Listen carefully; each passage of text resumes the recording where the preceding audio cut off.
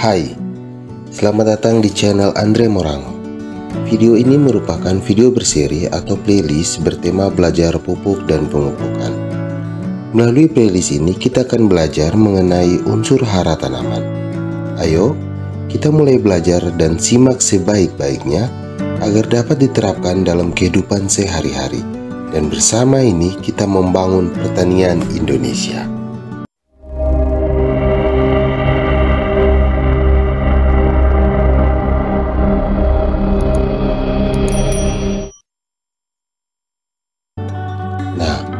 Tanaman merupakan makhluk hidup autotrof yang memproses sendiri zat-zat organik di dalam tanah bagi pertumbuhan kehidupannya. Nah, tanaman juga memperoleh unsur hara dari dalam tanah yang ditambahkan manusia melalui pemupukan. Tanaman memperoleh hara yang ada di alam dan melimpah seperti hidrogen, oksigen, dan karbon dioksida. Nah, ketiga unsur itu merupakan unsur hara esensial bagi tanaman sebagai bahan utama dan dominan dalam penyusunan tubuh tanaman. Nah, dalam pertumbuhan dan perkembangan tanaman, kebutuhan unsur hara sangat diperlukan untuk proses fisiologis tumbuhnya. Kekurangan unsur hara akan mengakibatkan kurangnya maksimal pertumbuhan dan produksi suatu tanaman. Nah, apa itu unsur hara? Nah, menurut Hanafiah tahun 2005, unsur hara merupakan bagian dari unsur kesuburan yang diserap oleh tumbuhan melalui tanah yang berkaitan dengan ketersediaan dan jumlah bagi pertumbuhan tanaman.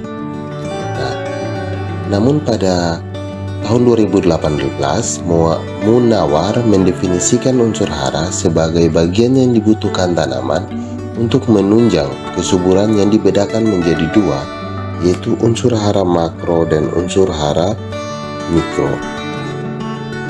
Nah, unsur hara yang dibutuhkan tanaman digolongkan menjadi beberapa penggolongan, yaitu ada unsur hara makro, unsur hara mikro. Ada unsur hara esensial, ada esensial utama, dan ada esensial kedua. Ada non-esensial yang dapat meningkatkan produksi dan tidak dapat menaikkan produksi. Nah, unsur hara esensial ini seperti N, P, K, Ca, Mg, S, Fe, Mn, Zn, B, Cu, Mo, Co, Cl, Na, dan Al ini merupakan unsur hara yang memang diperlukan dan sangat-sangat diperlukan tanaman. Unsur hara ini tidak bisa digantikan oleh unsur lain. Tetapi ada unsur lain yang sebenarnya tanaman itu bisa serap, tetapi dia tidak ada pengaruh terhadap produksi tanaman. Itu ada Si, ada V, ada Ar, Ba, Be, Bi, Br, Cr, F, Li, Pb, Rb, Pt, Sr, dan Se. Nah, unsur hara yang sebenarnya diperlukan tanaman itu adalah unsur hara makro dan unsur hara mikro. Ada bagian utama dan yang kedua. Nah, makro utama ialah nitrogen, fosfor, dan kalium. Sedangkan kedua ialah ada kalsium, mangan, dan sulfur. Jika kita lihat lagi, unsur hara mikro itu ada besi, ada mangan, ada zinc, ada boron, ada besi, molybdenum, klor, kobalt, aluminium, natrium. Nah, ini unsur hara esensial yang diperlukan dalam jumlah yang banyak dan jumlah yang sedikit, tetapi ini tidak bisa digantikan oleh unsur hara lain. Nah, selanjutnya ini adalah unsur hara makro dan unsur hara mikro di dalam tanah. Nah, seperti air itu dia butuh 90%.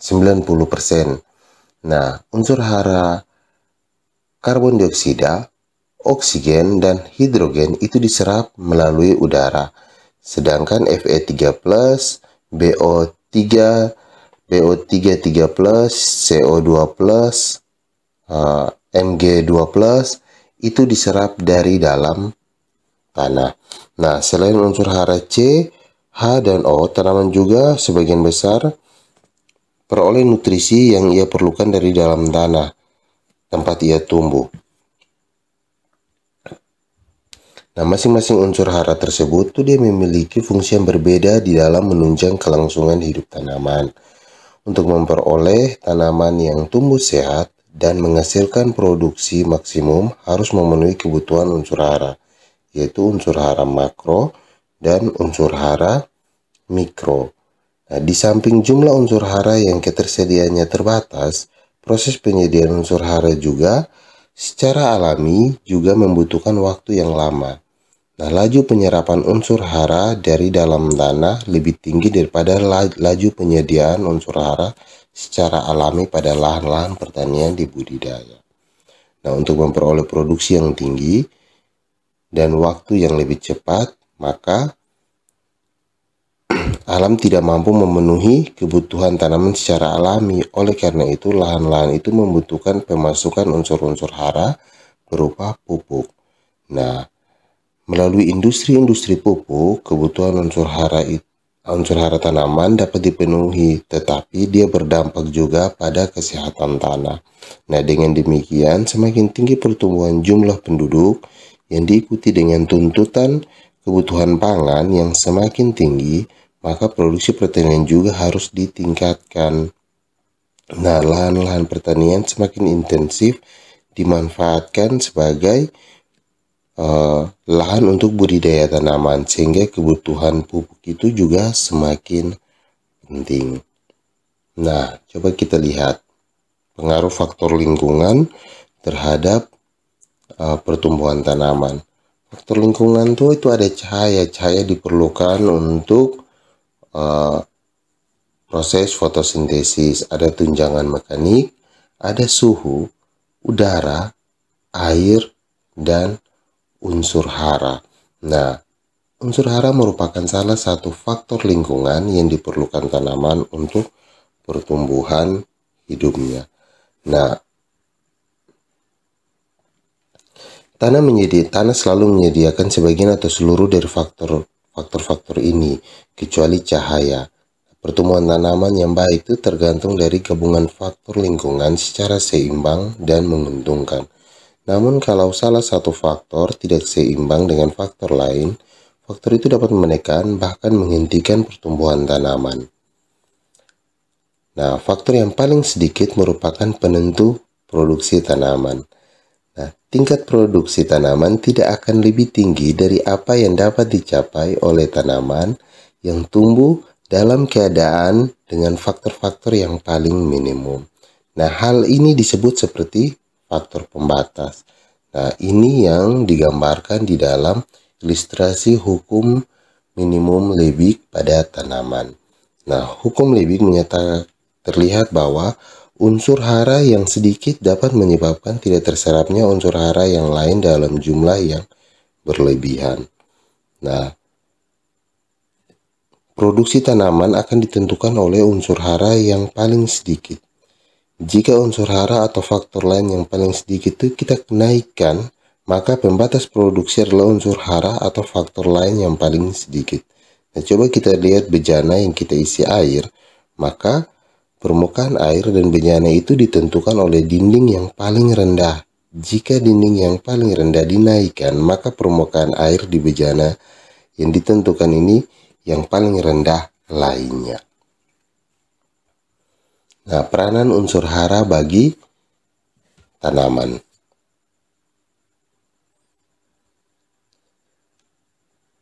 Nah, khusus untuk unsur hara mikro, itu dia berperan sebagai penyusun jaringan tanaman, dia sebagai katalisator atau stimulan, dia dapat mempengaruhi proses oksidasi dan reduksi tanaman, membantu mengatur kadar asam, mempengaruhi nilai osmotik tanaman, mempengaruhi pemasukan unsur hara, dan membantu pertumbuhan tanaman serta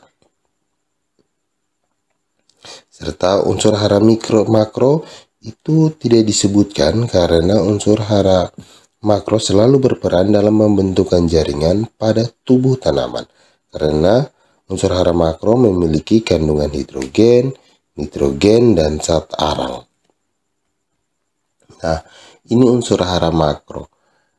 Ada nitrogen. Nitrogen itu dia berperan dalam merangsang pertumbuhan secara keseluruhan, khusus batang, cabang, dan daun. Yang kedua, dia berperan penting dalam pembentukan hijau daun, yang sangat berguna bagi proses fotosintesis. Nitrogen juga membentuk protein, lemak, dan berbagai persenyawaan lain. Apabila tanah mengalami kekurangan nitrogen, dampak pada tanaman ialah perbandingan terbalik dari peran nitrogen ini.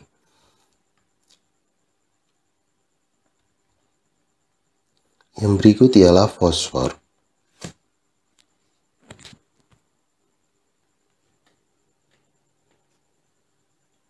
Fosfor berguna untuk merangsang pertumbuhan akar, khususnya akar benih dan tanaman muda. Dia juga sebagai bahan mentah untuk membentukkan sejumlah protein tertentu. Nah, fosfor membantu mengasimilasi pernapasan.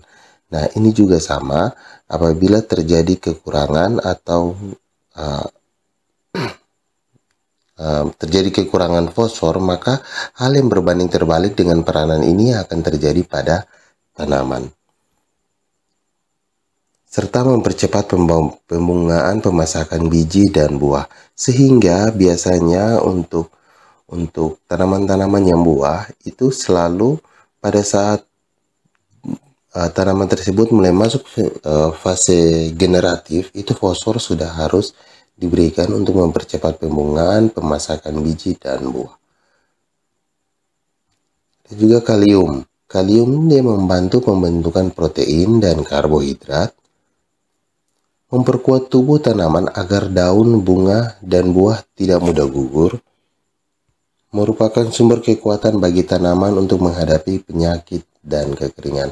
Nah, kalium ini juga sering petani terkecoh.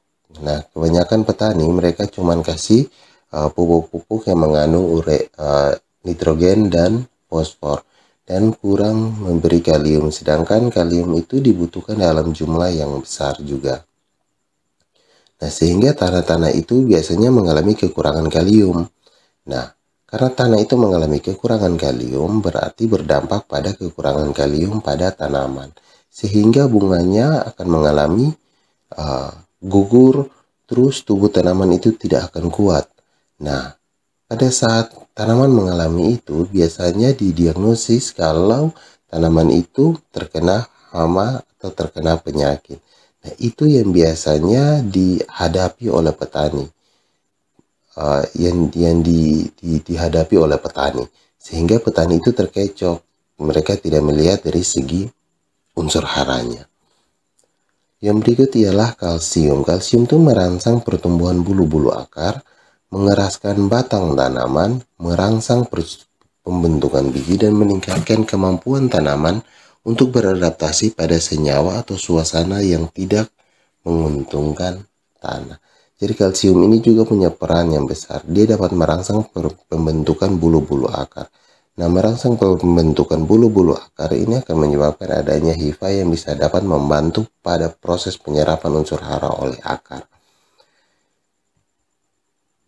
Ada magnesium. Magnesium itu dia pembentukan hijau daun yang sempurna dan terbentuknya karbohidrat, lemak, dan minyak-minyak.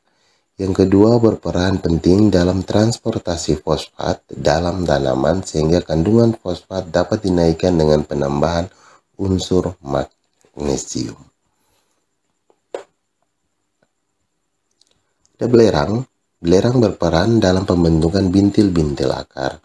Dia juga berperan penting dalam pembentukan beberapa jenis protein seperti asam amino dan membantu pertumbuhan anakan atau bibit dan merupakan bagian penting pada tanaman-tanaman penghasil minyak, sayuran, dan lain-lain. Oke, berikutnya ialah klor. Klor dapat memperbaiki dan meningkatkan hasil kering tanaman seperti tembakau, kapas, kentang, dan tanaman sayuran. Klor juga dapat ditemukan di dalam air sel semua bagian tanaman. Besi Besi dapat membantu pernapasan tanaman dan pembentukan zat hijau daun, dan ketersediaan besi terutama pada tanah yang mengandung banyak kapur, tanaman akan langsung merana. Jadi besi itu harus ada untuk tanah-tanah yang mengandung banyak kapur supaya tanaman itu mampu beradaptasi dengan baik. Mangan berperan sebagai komponen untuk memperlancar proses asimilasi dan merupakan unsur penting di dalam berbagai enzim. Tembaga juga berperan dalam mendorong terbentuknya zat hijau daun dan dapat menjadi bahan utama dalam berbagai enzim. Berikutnya ialah boron. Boron itu mengangkut karbohidrat ke dalam tubuh tanaman dan menyerap unsur kalsium. Yang kedua berperan dalam perkembangan bagian-bagian tanaman untuk tumbuh aktif. Yang ketiga, pada tanaman penghasil biji berpengaruh pada bagian sel dan menaikkan mutu tanaman sayuran dan tanaman buah.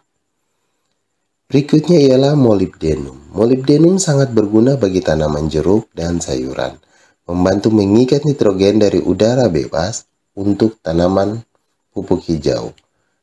Merupakan bagian dari komponen penyusun enzim pada bakteri nodula akar tanaman pupuk hijau. Yang berikut ialah seng.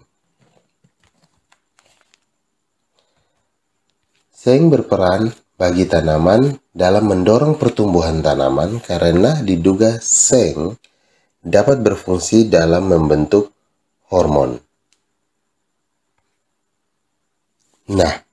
Demikian pembahasan terkait unsur hara tanaman.